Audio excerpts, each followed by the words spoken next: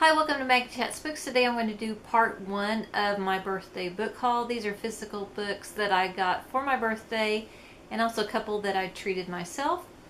And then the second part will be the books that I purchased with gift cards. And so to start out, a week prior to my birthday, I went to a book signing, and I'm going to insert some footage here of the Book People bookstore and the two authors that I went to see.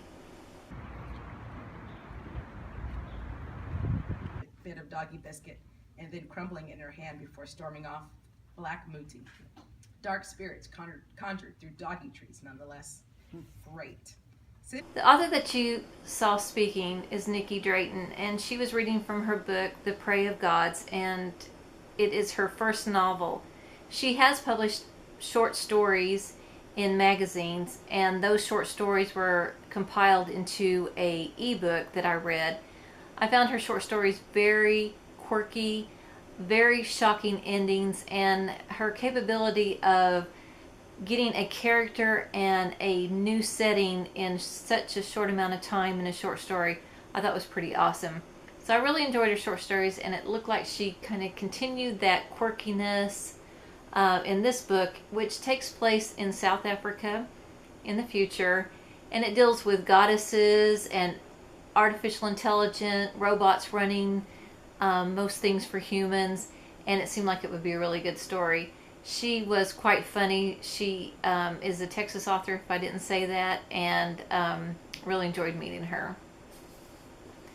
The author that you saw sitting by Nikki Drayton was Christopher Brown, and his book is The Tropic of Kansas.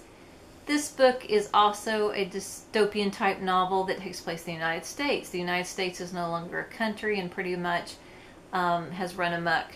Apparently a powerful, not so great person came into power and destroyed the United States. The author said that he felt that that was a bit fictional when he wrote it and was afraid that people wouldn't believe it, but now he thinks it's a little not so fictional.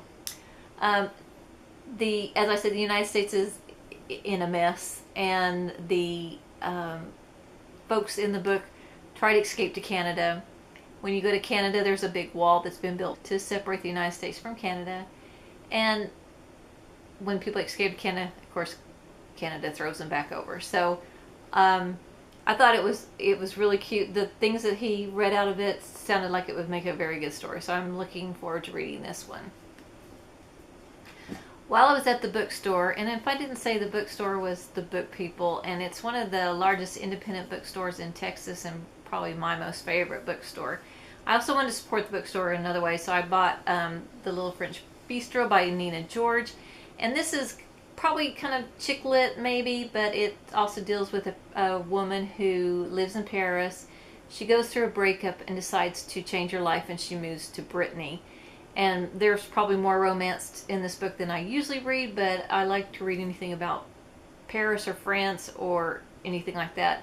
Her other book is called The Little Paris Bookstore, which I also own, but I haven't read yet.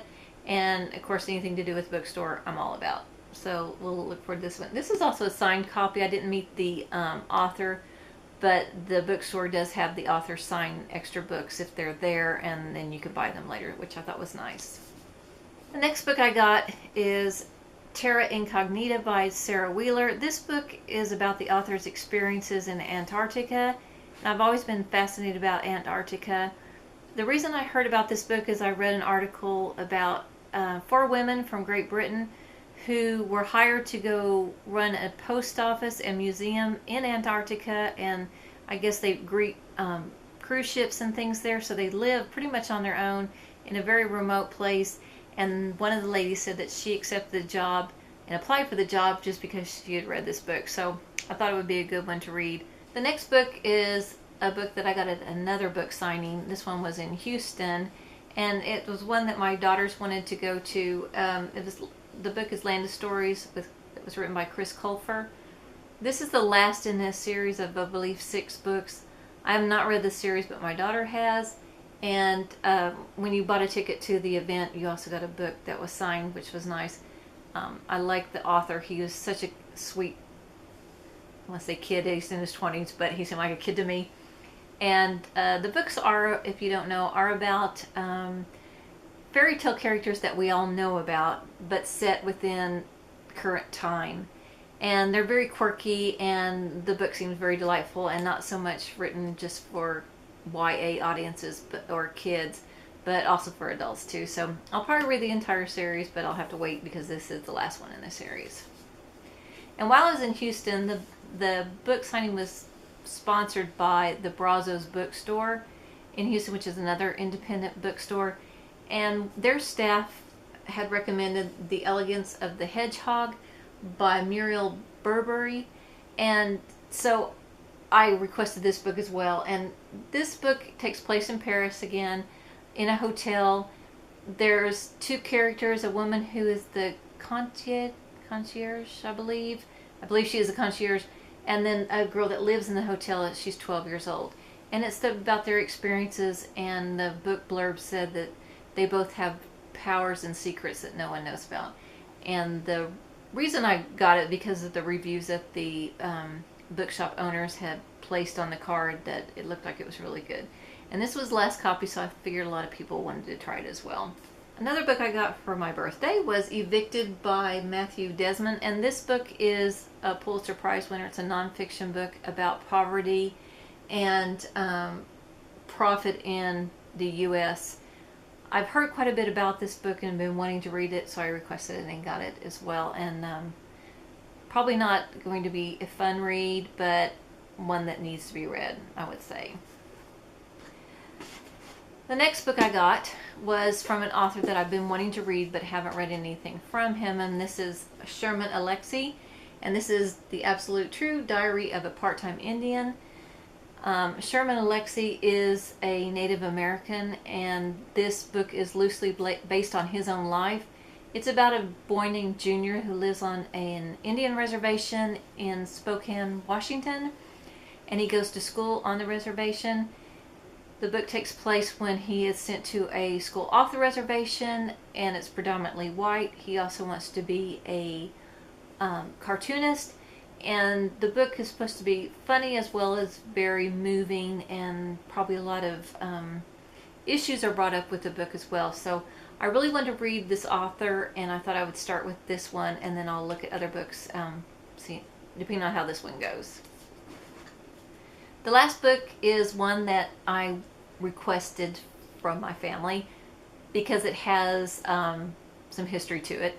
And it's a children's book called Thunder Cake, and it's written by Patricia Polacco. I know I'm butchering that name and I'm sorry. This book my daughter read when she was in grade school.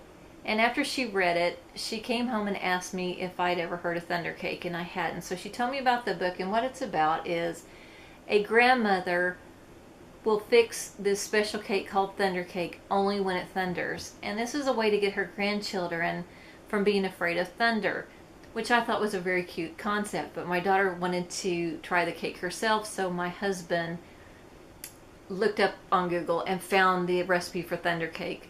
So she and I made the cake, and the whole family enjoyed it. So now Thunder Cake is kind of our special occasion family cake. And so there's history there that means a lot to me. But the book is very, very sweet, and the illustrations inside are just really cute. I like the concept of teaching children not to be afraid of something by giving them something to look forward to when that thing happens. And at the very end is the actual recipe for Thunder Cake. So I wanted to have a copy of this book to keep forever, and maybe one day I'll have grandchildren and share this with them as well. So got this one. I do like to collect children's books, and I think this is going to be a cherished one for me. So anyway, that is all of part 1 of my birthday book haul. I hope you enjoyed it, and if you've read any of these books or any of these authors that I'm trying for the first time, please let me know what you thought, and I will talk to you later in part 2. Thank you, and bye.